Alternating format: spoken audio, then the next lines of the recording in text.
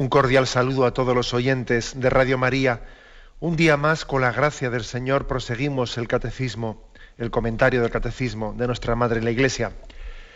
En el séptimo mandamiento que estamos explicando, entramos en el último apartado. Ha dividido el catecismo la explicación del séptimo mandamiento en 6 apartados. El primero era destino universal y la propiedad privada de los bienes. El segundo, el respeto de las personas y de sus bienes. El tercero, la doctrina social de la Iglesia. El cuarto, la actividad económica y la justicia social. El quinto era justicia y solidaridad entre las naciones. Y el sexto y último apartado, que hoy comenzamos, tiene por título El amor a los pobres. Es a partir del punto 2443. Dice así: Dios bendice a los que ayudan a los pobres y reprueba a los que se niegan a hacerlo. A quien te pide da, al que desee que le prestes algo no le vuelvas la espalda. Mateo 5:42. Gratis lo habéis recibido, dadlo gratis. Mateo 10:8. Jesucristo reconocerá a sus elegidos en lo que hayan hecho por los pobres. La buena nueva anunciada a los pobres es el signo de la presencia de Cristo. Así pues, en este primer punto, 2443, hace el Catecismo un pequeño elenco de unas citas de los Evangelios en las que se quiere subrayar la centralidad que el mensaje de Jesucristo dio al amor a los pobres. Vamos a ir desgranando un poco estas citas bíblicas. La primera es la de Mateo 5:42. Dios bendice a los que ayudan a los pobres y reprueba a los que se niegan a hacerlo. O sea que también Dios está bendiciendo, por lo tanto, un amor o está reprobando un desamor. Y el texto elegido es Mateo 5:42. A quien te pide, da. Al que desee que le prestes algo, no le vuelvas la espalda. Es decir, en las palabras de Jesús, hay una predicación, hay una llamada a la prontitud para dar, a la prontitud para salir de nosotros mismos, para la generosidad, diríamos, para la generosidad. Es verdad que se supone un vencimiento de resistencias interiores que tenemos, porque nosotros pensamos que si yo voy a dar, voy a empobrecerme, y entonces tenemos esa resistencia a darnos. Es que sí, claro, la gente qué cara tiene, ¿no? Qué jeta tiene, etcétera. Y enseguida solemos hacer un montón de distinciones, ¿no? Bueno, pero vamos a ver, a quien te pide da, y a quien desee que le prestes no le vuelvas la espalda. Bueno, pero ¿eso qué quiere decir? Que hay que dar sin ningún tipo de discernimiento, no hay que discernir si lo que estoy dando es para bien, es para mal. Por supuesto. No es que aquí el Evangelio no nos está diciendo que seamos generosos sin discernimiento, que demos incluso algo a una persona aun sabiendo o aun suponiendo que que lo va a utilizar mal ese dinero. No se está diciendo eso. Somos conscientes que podría ocurrir que una persona hasta diese dinero no por generosidad, sino equivocadamente, ¿no? Porque no hace el debido discernimiento. Por ejemplo, alguien dice, mira, es que como soy un poco supersticioso y como me ha pedido dinero, yo no sé, me parece que si no le doy no voy a tener buena suerte. Entonces ya sé que ese chico me ha pedido dinero pues para drogarse y que es para mal, pero como yo soy un poco escrupuloso, es que si no le doy me quedo por dentro mal. Pues bueno, pues mira, ¿qué quieres que te diga? Has hecho mal, porque tú no has dado dinero por amor, no has dado dinero por generosidad, porque te preocupe esa persona, sino que has dado dinero pues queriendo quedarte tú bien. O sea, no, por lo tanto, no se trata de... Jesús no nos llama a una generosidad sin discernimiento, sin discernimiento. Y este ejemplo que he puesto, lo pongo porque yo me encuentro con varias personas que así, en las consultas que te hacen, pues es que no sé, es que en una ocasión una persona me pidió y luego vi que me quedaba mal, vi que no iba... Bueno, pero vamos a ver, uno tiene que discernir si me quedo mal porque creo que lo que he hecho está mal hecho, o si se trata de una cuestión de escrúpulos, ¿no? o se trata de una cuestión de inseguridad. Lógicamente hay que discernir. Bien, pero hay que discernir sin que el discernimiento sea nunca una excusa para justificar mi falta de generosidad. Aquí lo que Jesús dice es que tengamos prontitud a la entrega generosa. A quien te pide, dale. Y a quien desee que le prestes, no le vuelves la espalda. O sea, hay que discernir, de acuerdo, pero la actitud con la que vamos al discernimiento es la generosidad.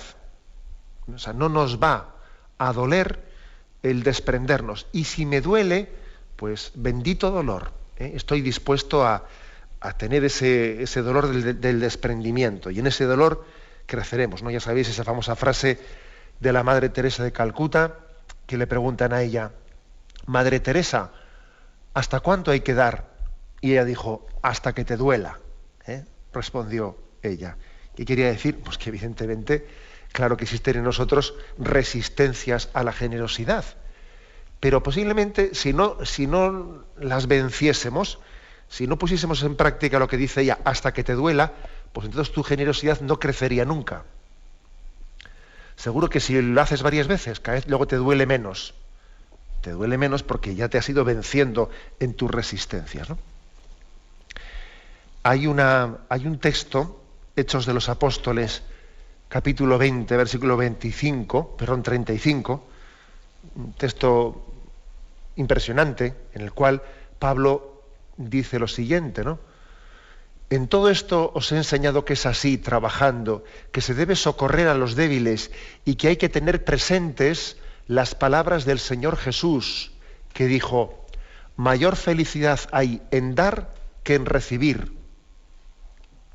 Es muy curioso este texto, de Hechos 20:35, porque Pablo cita unas palabras de Jesús que no están recogidas en los evangelios. Esto de que, como dijo Jesús, mayor felicidad hay en dar que en recibir, esta frase Pablo la habría escuchado de la predicación de los apóstoles, pero no llegó esta frase a ser recogida en los 4 evangelios que se pusieron por escrito, como otras cosas, porque claro, no todo lo que dijo Jesús llegó a ponerse por escrito. Me imagino que los apóstoles escucharían las tradiciones orales de lo que Jesús había dicho, y lo principal, por supuesto, se puso por escrito. Pero fijaros qué detalle ¿no? Es una cosa muy curiosa. Es un versículo que viene a demostrar que hubo una tradición oral antes de que los evangelios se pusiesen por escrito. Viene a demostrarlo porque, claro, dijo Jesús: mayor felicidad hay en dar que en recibir. Eso no está ni en Mateo, ni en Lucas, ni en Marcos, ni en Juan. Bien. Sin embargo, aunque no esté esa frase, sí está ese contenido. O sea, Jesús, todos somos conscientes de que el resto de los evangelios, o sea, están poniendo en boca de Jesús una serie de expresiones en las que es perfectamente coherente que también Jesús hubiese dicho esta frase, ¿no? Mayor felicidad hay en dar que en recibir. Bueno, mayor felicidad, dice, pero no quiere decir mayor facilidad. No, mayor facilidad no hay. No es verdad que sea más fácil dar que recibir, o sea, cuesta más, pero bueno, depende también, ¿verdad? Depende de qué cosas, porque hay cosas también que nos cuesta mucho recibir algunas cosas, También el orgullo nuestro puede hacer que en un momento determinado una persona le sea más fácil dar que recibir. Puede ocurrir perfectamente, porque cuando se trata de tener que reconocer nuestra pobreza y puede ocurrir perfectamente. Fijaros que estamos en una generación soberbia y orgullosa que dice yo no quiero mendigar, yo quiero tal. O sea, existe también la dificultad de recibir. Pero la frase de Jesús, mayor felicidad hay en dar que en recibir, es una frase que viene a decir, fijaros, siempre estamos pensando que feliz va a ser, uno piensa, ¿no? Imagina una felicidad en la que sea que todo gire en torno a mí, ¿no? Que todo el mundo me sirva, que yo sea el centro de atención, etcétera, ¿no? Y sin embargo Jesús nos dice: el que no se olvida de sí mismo, el que no salga de sí mismo, no se encontrará, no se realizará, no tendrá esa felicidad y ese don que Dios quiere darnos, ¿no? Lo curioso es que la felicidad consiste en dar, en darnos. en salir de nosotros mismos. Esta es la clave.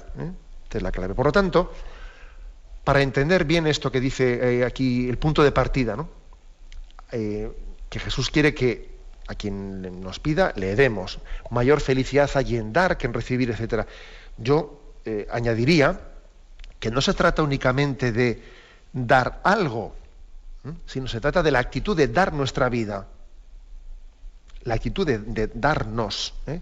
Por eso yo uniría también ese texto de mayor felicidad hay en dar que en recibir a ese pasaje evangélico que dice el que no se olvide de sí mismo, porque para poder dar a los demás tienes que olvidarte de ti mismo. Y de hecho, el contexto en el que en los Hechos de los Apóstoles, en el capítulo 20, se narra esta frase de mayor felicidad, como dijo Jesús, mayor felicidad hay en dar que en recibir, es un contexto en el que se habla, San Pablo se despide en Mileto de los dirigentes de la Iglesia y hace una pequeña breve memoria histórica de cómo Pablo allí en esa iglesia lo que ha hecho es darse. No se ha guardado para sí mismo nada, ha desgastado sus fuerzas, las ha desgastado, ¿no? Leo los versículos anteriores a esto de que mayor felicidad hay en dar que en recibir. He servido al Señor con toda humildad, en medio de las angustias y pruebas que me sobrevinieron a causa de las maquinaciones de los judíos. Nada he callado que pudiera seros de utilidad, y no he dejado de anunciaros el mensaje y de enseñaros en público y en privado. He instado a judíos a convertirse y a creer en Jesús. Ahora, como veis, me dirijo a Jerusalén, impulsado por el Espíritu, sin saber a ciencia cierta lo que allí me acontecerá. Es decir, que San Pablo no es dueño de sí mismo. Si el Espíritu le dice que vayas a Jerusalén, él va. O sea, no se posee a sí mismo en propiedad.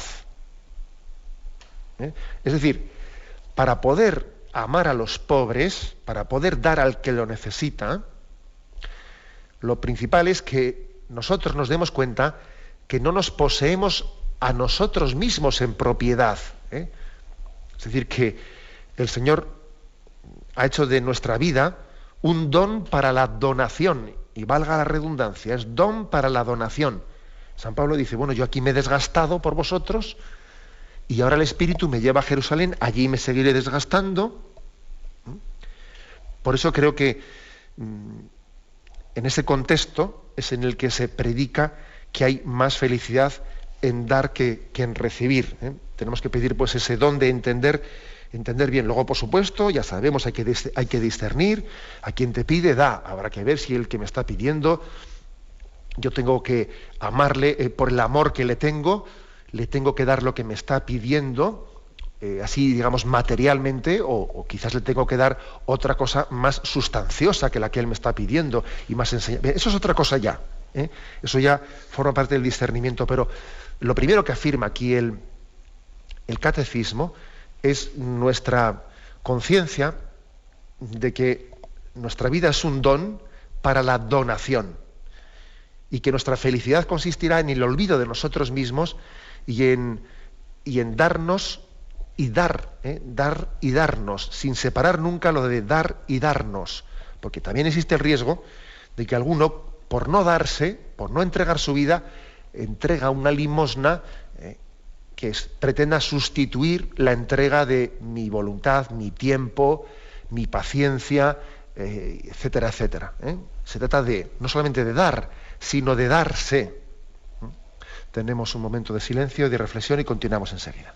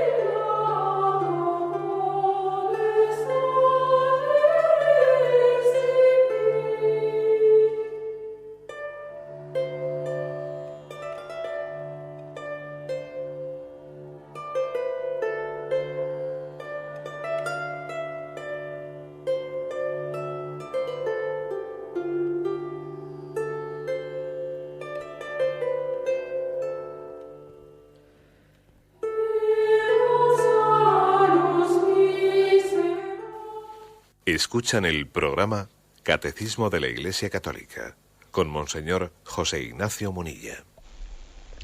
Continuamos la explicación del punto 2443, con el que se introduce el apartado El amor de los pobres.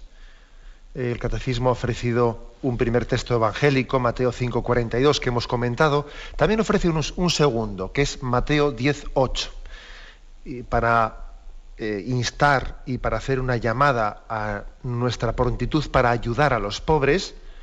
Se nos recuerda lo siguiente, Mateo 10:8, gratis lo recibisteis, dadlo gratis.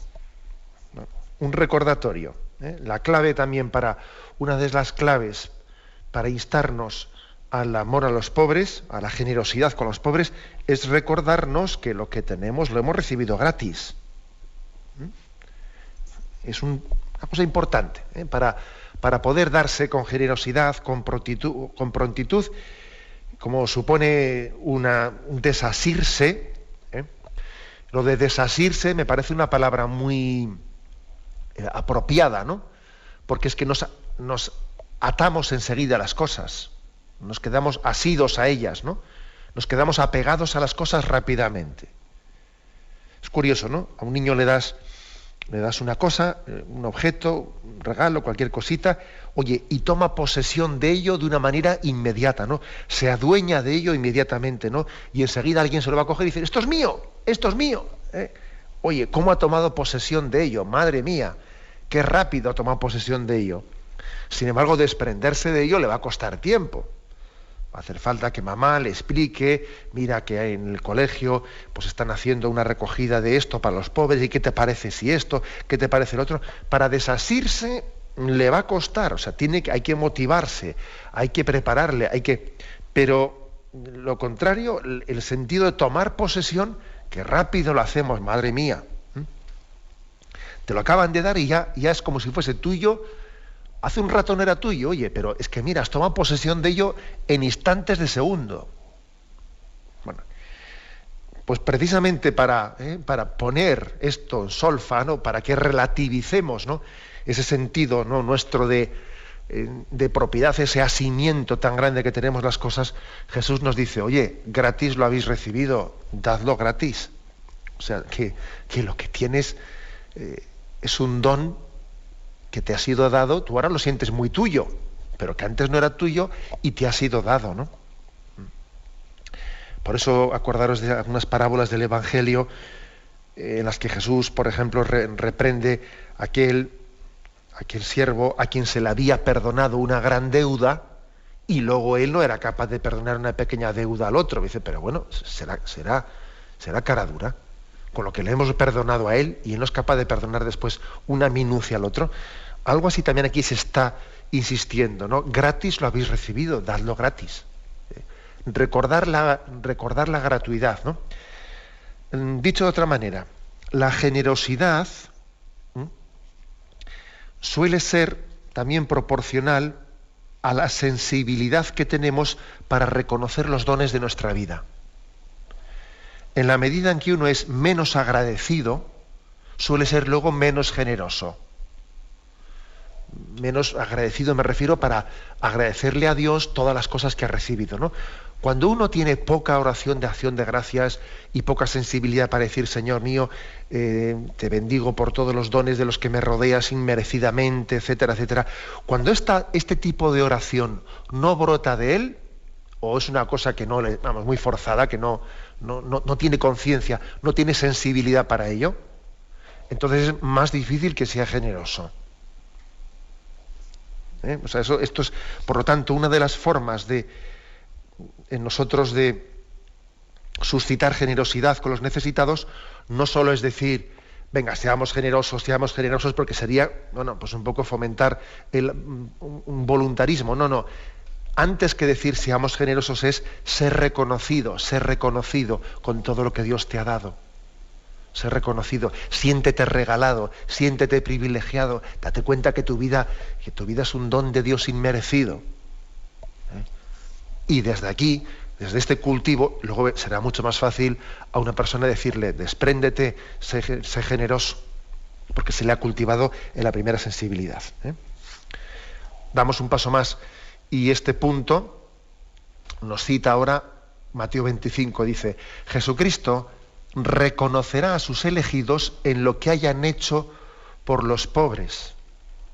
O sea, es decir, otro texto evangélico para motivar la importancia del amor a los pobres. Fíjate qué importante será el amor a los pobres, que ya, vamos, el sumum es que Jesús nos diga: mira, yo cuando me presente, cuando venga en gloria para juzgar a vivos y muertos, te voy a preguntar cuál ha sido tu actitud con los pobres.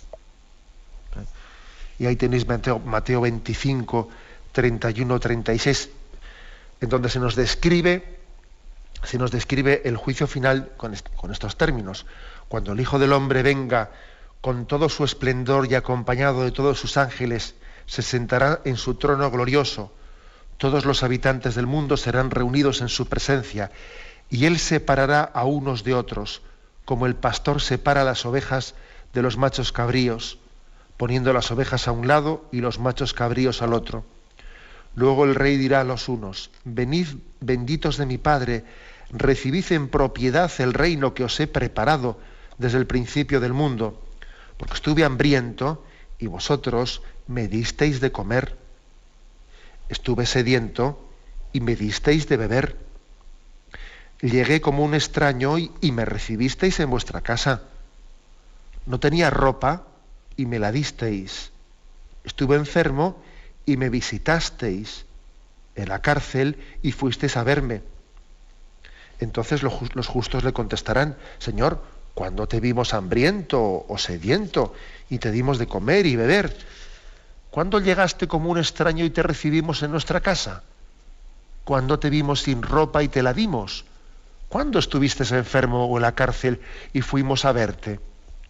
Y el rey les dirá: os aseguro que todo lo que hayáis hecho en favor de los más pequeños o del más pequeño de mis hermanos, a mí me lo habéis hecho. Y luego continúa, ¿no? Como sabéis, a los otros les dijo: en cambio vosotros, apartaos de mí, malditos, porque tuve hambre y no me disteis de comer, tuve sed y no me disteis de beber. Bueno, lo que es impresionante es dos cosas. El hecho de que Jesús se identifica con los pobres, lo que le has hecho a él, a mí me lo estabas haciendo. Hay una identificación de Cristo con los pobres, misteriosa, pero real.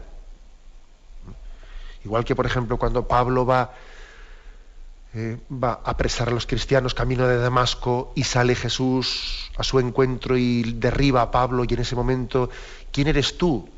Saulo, Saulo, ¿por qué me persigues? ¿Quién eres tú? Y dice: yo soy Jesús, a quien tú persigues. Porque tú te piensas que estás persiguiendo a los cristianos, pero al perseguir a los cristianos le persigues a Jesús. O tú te piensas, ¿no?, que estás ayudando a los pobres, pero ayudados por él le ayudas a Jesús. O cuando desprecias a los pobres le desprecias a Jesús. O sea, es decir, que Jesucristo, de una manera misteriosa pero real, se identifica con los necesitados. Hasta el punto de que se afirma explícitamente que en ese juicio final una de las materias fundamentales, ¿no?, por las que seremos preguntados es esta. Igual que también en otros pasajes del Evangelio pues se nos habla del cumplimiento de los mandamientos. Maestro, ¿qué tengo que hacer para ganar la vida eterna? Y le dice: ya sabes, cumple los mandamientos. Igual que también en otros pasajes evangélicos se habla de la importancia de abrirnos a la fe. El que crea y se bautice se salvará. El que no crea y se resiste a creer será condenado. O sea, que también será otra materia por la que seremos juzgados, nuestra fe, es decir, nuestra apertura ante esa verdad que Dios nos ha revelado y quiere que nos abramos a aceptar en nuestro interior, ¿no? Bueno, pues uno va leyendo los evangelios y va sumando, y va integrando sus enseñanzas. Y entre las materias fundamentales, ¿no?, o sea, los aspectos fundamentales de la vida en los que Jesús explícitamente nos dice que seremos juzgados, pues está también, pues no únicamente los mandamientos, no únicamente la apertura a la fe, sino también nuestro amor a los pobres. Uno dice, bueno, estamos hablando por lo tanto de algo sustancial, algo central en nuestra vida, ¿no? Si esto es así, vamos a plantear la vida de una manera en la que los pobres tengan una centralidad en nosotros. Igual que tiene una centralidad el cumplimiento de los mandamientos, igual que tiene una centralidad el cultivo de la fe, tiene que tener la centralidad correspondiente, la atención a los pobres y a los necesitados, porque vamos a tomarnos el Evangelio en serio. Fijaros qué frase utiliza aquí el Evangelio. Jesucristo reconocerá a sus elegidos en lo que hayan hecho con los pobres. Mira lo que hiciste, te reconozco de esta manera, te reconozco de la otra. Es decir, en tu generosidad, en tu amor o en tu desamor, estás determinando la manera en la que vas a ser conocido por Jesucristo. Más claro y más fuerte es difícil hablar. Y da un paso más y dice, la buena nueva anunciada a los pobres es el signo de la presencia de Jesús. O sea, todavía estamos, como veis, este punto primero es un punto que quiere subrayar la importancia del amor a los pobres, ¿no? Dice, fíjate si será importante, ahora da un paso más, ¿no? Que en los evangelios vemos con claridad que uno de los signos de que el reino de Dios había llegado y que Jesús era el Mesías esperado fue el que él vino a dar la buena nueva a los pobres.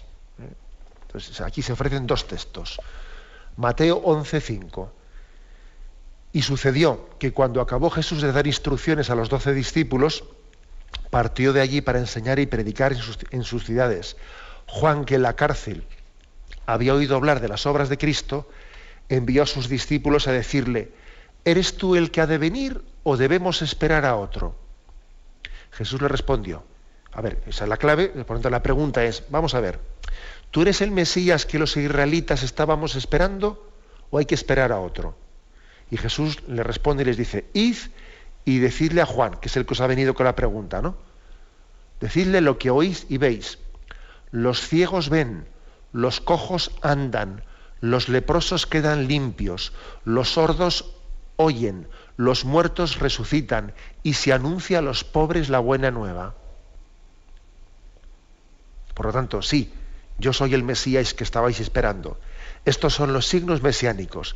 Ahora, qué fuerte es que entre los signos mesiánicos se pongan al mismo nivel resucitar los muertos, curar milagrosamente a los enfermos y anunciar a los pobres la buena nueva, ¿no? Uno dice, hombre, ¿no es una equiporación un poco fuerte? Bueno, pues la hizo Jesucristo. Era un signo mesiánico el decir los milagros de sanación, la resurrección, incluso algunas resurrecciones que Cristo hizo, como la de Lázaro, y el anuncio de la buena nueva a los pobres.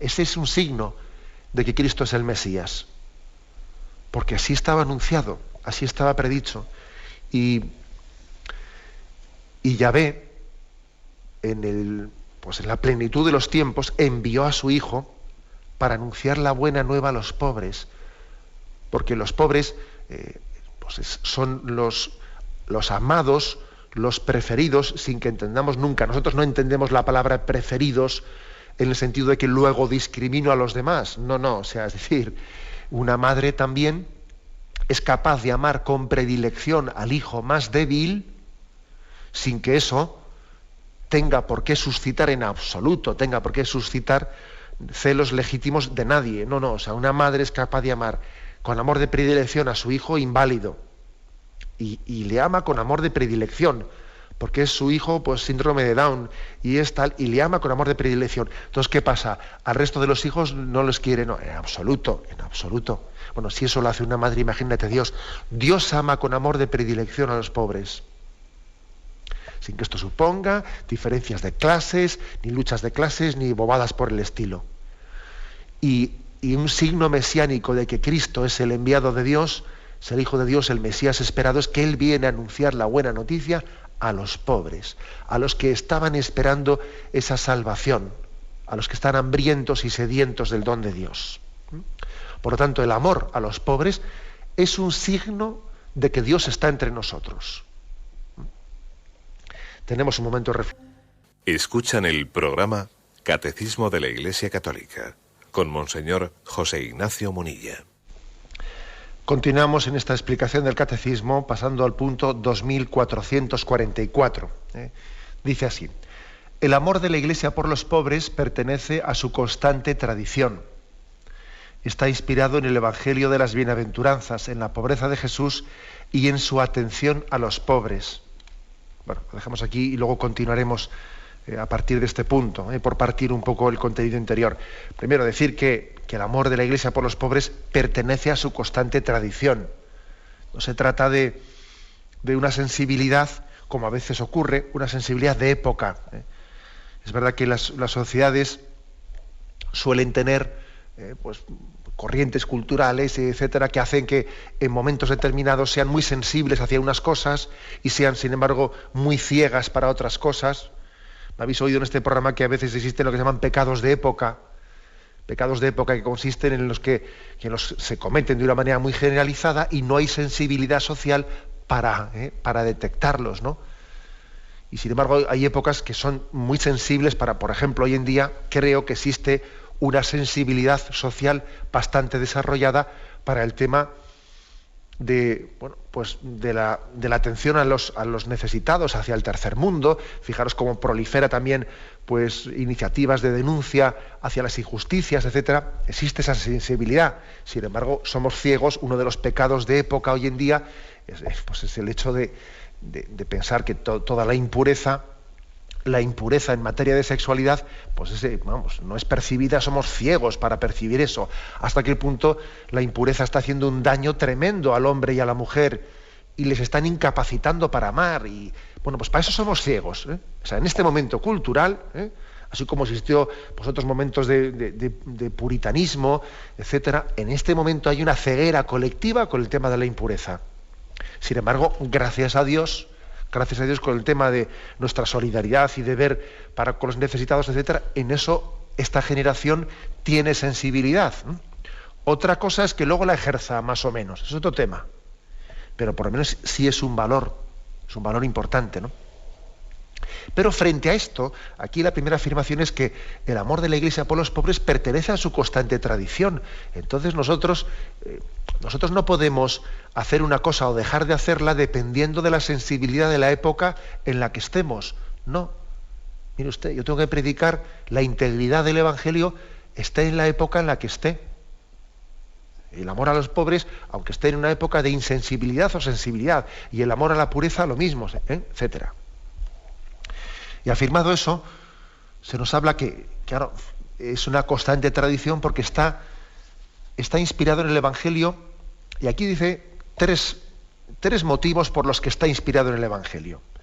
Primero, porque las bienaventuranzas, esa bienaventuranza de Jesús de bienaventurados los pobres, porque vuestro es el reino de Dios, según la versión de Lucas y según la versión de Mateo dice, ¿no? Bienaventurados los pobres de espíritu, porque vuestro es el reino de los cielos. Eso es posiblemente, solemos decir con frecuencia que las bienaventuranzas son como el corazón del Evangelio, pertenece al corazón de Jesucristo. Bienaventurados los pobres de espíritu, que por cierto, aprovecho para decir que no hay que hacer ningún tipo de oposición entre pobres y pobres de espíritu. A veces algunos autores se llaman un cierto lío, a ver, ¿cuál de las dos pudo ser la expresión que salió de la boca de Jesús? Bienaventurados los pobres o los pobres de espíritu. ¿Y qué más dará? Es decir, si las dos versiones del Evangelio, las dos son inspiradas, las dos, lógicamente, hay que entenderlas de una manera conjugada, compatible, y se iluminan mutuamente. Bienaventurados los pobres y bienaventurados los pobres de espíritu. ¿Por qué? Porque la pobreza nos ayuda a ser pobres de espíritu, o sea, a tener la actitud de apertura ante los dones de Dios. La pobreza material es una situación que nos dispone mejor. Los pobres están mejor dispuestos a acoger los dones de Dios que los que nadan en la abundancia, y si no, a los hechos nos remitimos. Que los pueblos pobres se abren mucho más fácilmente a la evangelización que los que nadamos en la opulencia. Por eso no es incompatible bienaventurados los pobres y bienaventurados los pobres de espíritu. Claro, en el fondo, la pobreza es una situación, una condición que nos tiene que abrir a la pobreza de espíritu. Ser pobre de espíritu es aquel que todo lo espera de Dios. No tiene más riqueza, su única riqueza es Dios. En Él tiene puesta su confianza, en Él tiene puesta su esperanza. Y evidentemente la pobreza material nos pone, también tiene sus riesgos, ojo, también la pobreza material tiene sus riesgos morales, como claro que los tiene,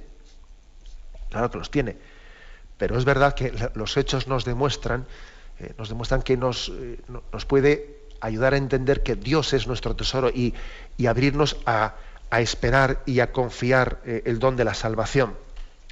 Bueno, por lo tanto, esto pertenece al núcleo. Esto es la columna vertebral, ¿no?, de la predicación de Jesucristo de las bienaventuranzas. Segundo, Jesús no predicó algo ajeno a él. Es decir, se suele decir que las bienaventuranzas son una especie de autorretrato de Jesucristo. Jesucristo, sin pretenderlo, al predicar las bienaventuranzas, estaba reflejando su vida interior. Él es el pobre de espíritu. Él es el que llora. Él es el manso y humilde de corazón, etcétera, etcétera. Es un autorretrato de Jesucristo. Jesús fue pobre. Fue pobre. Acordaros, aquí nos remite al texto de Mateo 8:20, y un escriba se acercó y le dijo: Maestro, te seguiré a donde quiera que vayas. Le dice Jesús: las zorras tienen guaridas y las aves del cielo nidos, pero el Hijo del Hombre no tiene donde reclinar la cabeza. Es decir, Jesús no tenía casa, ni quiso tenerla. Él, cuando salió de casa de su madre, pues salió a vivir de la providencia, y dormiría bajo techo o dormiría al aire libre. Y Jesús vivió pobremente. De hecho, si él iba a Betania, cuando subía a Jerusalén, si salía a dormir a Betania con sus amigos, Marta, María y Lázaro, era porque él no tenía dónde hospedarse. Y él tenía allí su amistad y una familia que hacía caridad con él también, que hacía caridad. O sea, Jesús pertenecía a la clase pobre. También José y María, hay que decir que cuando le presentan al templo lo rescatan a cambio de unos pichones, y por la forma en la que Jesús fue rescatado, sabemos que las familias más pudientes solían dar otro rescate más caro, ¿no? Y el hecho de que le rescatasen a cambio de unos pichones es muy significativo de que también formaban parte de la clase pobre. Bueno, la encarnación, Dios, cuando buscó un pueblo concreto para encarnarse y una mujer concreta y una familia en la que llevar a cabo esa encarnación, podía haber elegido otra familia. Se podía haber encarnado en Grecia, se podía haber encarnado en un lugar más rico. No, se encarnó en un lugar humilde y en una familia y en una mujer pobre. Y quiso elegir la pobreza como una forma más adecuada para expresar la revelación. O sea, Dios entendió que la revelación iba a ser mejor expresada pues en esos medios pobres. Jesús eligió la pobreza.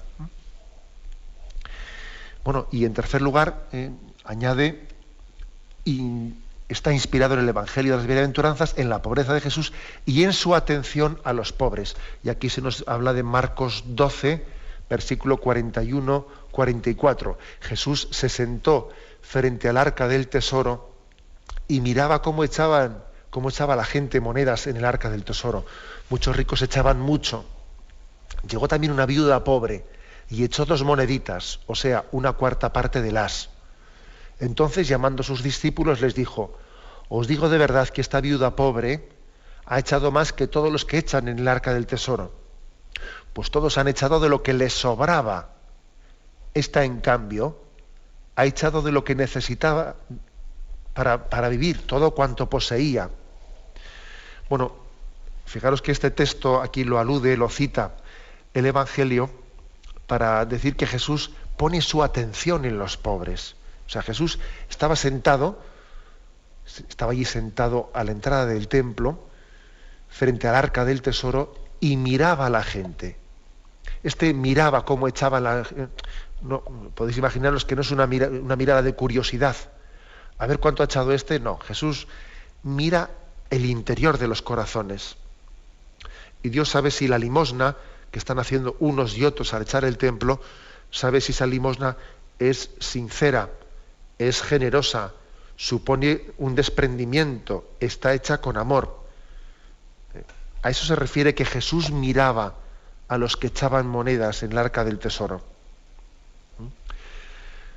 Quiere decir que Jesús está atento, a Jesús le complace la generosidad también de los pobres. Por cierto que yo creo que no hay nada más conmovedor y más auténtico que una persona pobre sea generosa. Que una persona pobre sea generosa, ¿no? También eso es algo que estamos llenos de ejemplos. A veces a mí me suelen comentar pues, las personas que en Radio María igual atienden el tema de los donativos, etcétera, pues que de las cosas más conmovedoras son el hecho de que haya personas pobres pues que igual llamen a Radio María y digan, oiga, voy a subir 1 euro la aportación o lo que sea, o voy a bajar 1 euro porque ando mal, o 2 euros, y uno dice, madre mía, fíjate las personas pobres y necesitadas, cómo son mucho más son mucho más delicadas en el ejercicio de la caridad que los que igual no. O sea, esto es curioso. Se pueden llegar a tomar mucho más en serio el ejercicio de la caridad los pobres que los ricos. Miden mucho más su responsabilidad moral quizás en cómo ejercen la generosidad y la caridad. Esto es lo que Jesús hace con esta mujer que echaba unas monedas, etcétera. Se tomaba en serio su caridad porque sabía que siendo una persona pobre, en esa caridad le iba la vida. Le iba la vida.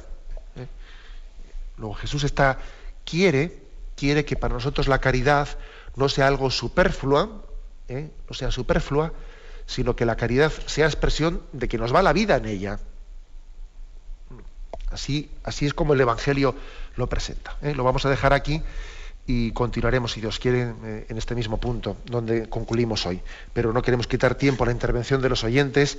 Podéis llamar para formular vuestras preguntas al teléfono 917-107-700. 917, ¿quién hablamos? Buenos días, monseñor. Llamo desde Cataluña. Adelante. Mire, como ayer no hubo preguntas, me interesa mucho preguntarle sobre el tema de adoración. En nuestra parroquia y en muchísimas parroquias te encuentras con que, aparte de que no quedan reclinatorios, o los han cortado o son mínimos, el tema de adoración es algo que la gente no le da apenas importancia. En la consagración dicen que con solo inclinar la cabeza ya hay suficiente, y nosotros pensamos que adorar es mucho mejor de rodillas que no inclinando cabeza. ¿Usted qué dice? ¿Es el momento de la consagración lo más sublime de toda la misa, además? Bueno, pues mire, la verdad es que yo en este programa, en momentos distintos, he hablado de este tema explícitamente porque es una cosa que me llama la atención.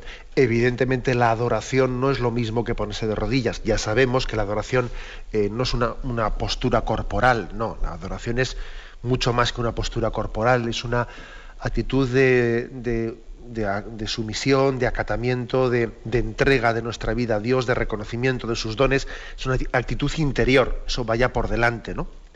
Ahora bien, a mí no me parece que sea baladí el hecho de que se esté extendiendo mucho la pérdida de la postura de ponernos de rodillas. No me parece que eso sea una cuestión indiferente, porque también esa actitud interior de reconocimiento de la grandeza de Dios, de nuestra sumisión, de nuestra entrega hacia Él, es siempre, ¿no? Ha existido constantemente, como en nuestra fe católica, pues una expresión corporal también de esa actitud interior. Luego el cuerpo también, esa expresión de nuestra vivencia interior. Y el hecho de que la Iglesia, por ejemplo, nos pida que en el momento de la consagración nos pongamos de rodillas, bueno, a mí me parece que es una expresión corporal la lógica en ese momento, y además es que litúrgicamente se nos pide, y a mí me parece que es una pérdida significativa el hecho de que cuando pasemos delante de un sagrario no hagamos una genuflexión. Eso no es baladí, eso con el paso del tiempo acaba suponiendo una falta de fe en la presencia real de Cristo. Un día, 2 días, 3 días, ya todo el mundo generalizadamente pasa delante del sagrario. O sea, la pérdida de signos acaba afectando la fe. Luego, yo creo que tenemos que ser fieles en los signos. Y las personas que luego, además, porque también seguro que habrá oyentes que dirán, a mí me encantaría arrodillarme, pero no puedo. Pues mire usted, pues usted también ofrezca su sacrificio, pues precisamente para que otros que debieran de hacerlo lo hagan. Y el que no puede hacerlo, pues lo hace de otra manera, con un ponerse delante, con humildad, etcétera, con un signo exterior pues más humilde, porque no puede arrodillarse. Ese es otro tema, ¿no? Pero sí, yo creo que hay que cuidar también los signos, porque la fe también entra por los ojos. Necesitamos también de signos visibles. La secularización lo primero que suele hacer es quitar todo tipo de signos. Y cuando ya estamos desprovistos de ellos, luego ya vamos poniendo en duda los conceptos. Primero quitamos los signos y luego ya a partir de ahí vamos minando los principios. Adelante, damos paso al siguiente oyente. Buenos días. Buenos días, monseñor. Sí, adelante. Me llamo de Andalucía. Hacer una pregunta, dos.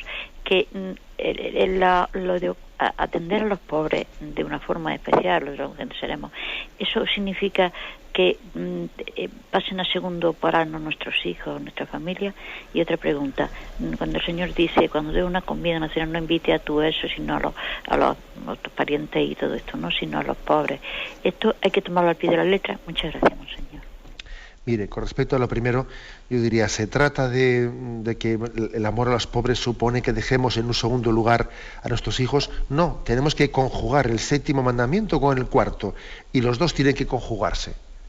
Y es verdad que también hay estados de vida, es decir, en un consagrado, pues en una persona consagrada, en la vida religiosa, etcétera, se le ha pedido un desprendimiento de padre, hermanos, precisamente para entregarse a los pobres, y hasta el punto, es decir, a una persona consagrada se le pide que relativice sus deberes del 4º mandamiento. No quiere decir que deje de tenerlos, un religioso, un sacerdote, no. Pero sí es verdad que se le pide una relativización de ellos. A una persona casada que tiene unos hijos y tiene una responsabilidad hacia ellos, pues lógicamente tiene que conjugarlos con el amor a los pobres. Yo le diría que la respuesta correcta puede y debe de ser la de que sean unos hijos más, o sea, que también los pobres y los necesitados formen parte también, ¿no?, de nuestra atención espiritual, no oponiéndolo, sino sumándolo.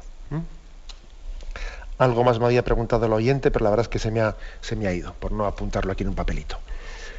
Damos paso a un siguiente oyente. Buenos días. Llamo desde Sevilla, soy Ana María. Adelante, sí. Mire, quería decirle que su programa me ayuda muchísimo a clarificar ideas y a formarme. Por eso le doy las gracias. Entonces, mi pregunta es, ¿qué hacer con los pobres a la puerta de la iglesia y con los inmigrantes que se ponen en los semáforos? Desde las instituciones nos aconsejan que no demos dinero, y porque en Cáritas y en otras asociaciones les ayudan. Y dando dinero se favorece la mendicidad. Pero también quería decirle otra cosa. ¿Podríamos utilizar el mail para su programa? Bueno, son dos cosas distintas, pero bueno. Sí. Bueno, de acuerdo. Lo de la mendicidad, sí, sobre todo, sí. Y después lo del mail, si se puede utilizar.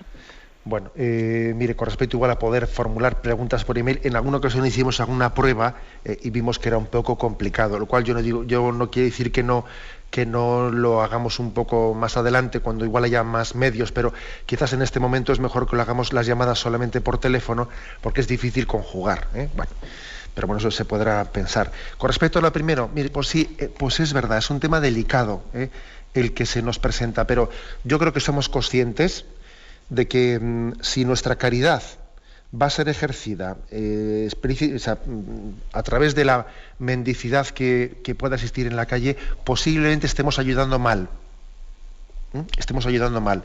No quiero decir con esto que no pueda haber alguna situación concreta en la que veamos a una persona concreta, además la vemos de una manera con una necesidad muy imperiosa, que evidentemente hay que atenderla en ese momento, en esa situación, y también yo confío en que el Espíritu del Señor nos dé esa capacidad de discernimiento de atender en la calle a alguien que veamos de una forma muy concreta, ¿no?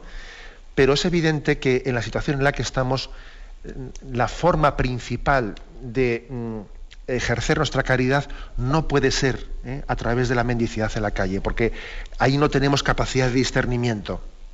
No sabemos si ese niño que está ahí pidiendo, pues resulta que sus padres tenían que haberle mandado al colegio y está siendo, pues forma parte de una banda de no sé qué, que están los niños poniéndoles para que estén ejerciendo la mendicidad y no llevarlos a la educación, y a esas personas igual habrá que ayudarlas a cambio de que sus hijos sean escolarizados, o el tema de pues que tantas personas que tienen adicción a la droga pues estén pidiendo pues para obtener droga, etcétera. Y además hay rostros que uno lo ve con claridad. Es decir, la mendicidad indiscriminada, sin discernimiento y sin un conocimiento personal de las circunstancias, ciertamente no puede ser el método.